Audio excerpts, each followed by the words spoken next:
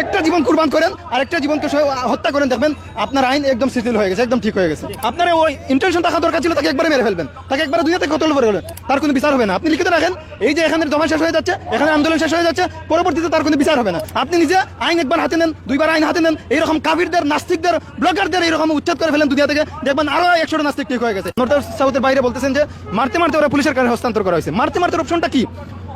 আপনি দেখতে পাচ্ছেন, আপনি মুসলমান হওয়ার পর দেখতে পাচ্ছেন যে এখানে কোরআনকে অবমাননা করা হয়েছে, আপনি একজন মুসলমান হয়ে বলেন মারতে মারতে পুলিশের কাছে হস্তান্তর করা হয়েছে। আপনার ইমানটা কোথায় চলে গেছে?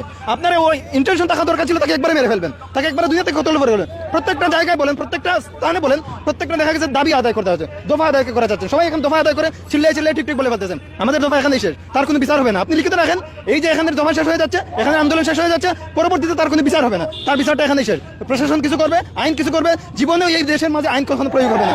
আগে 1-2টা আইন প্রয়োগ করে দেখেন, দেশ পরিবর্তন হয়ে যাবে। আপনার সরকার বা পুলিশ এইসব আইন চেঞ্জ করা লাগবে না। আপনি নিজে আইন একবার হাতে নেন, দুইবার আইন হাতে নেন, এইরকম কাফিরদের, নাস্তিকদের, ব্লগারদের এইরকম উচ্ছেদ করে ফেলেন দুনিয়া থেকে, দেখবেন আরো 100টা নাস্তিক ঠিক হয়ে গেছে।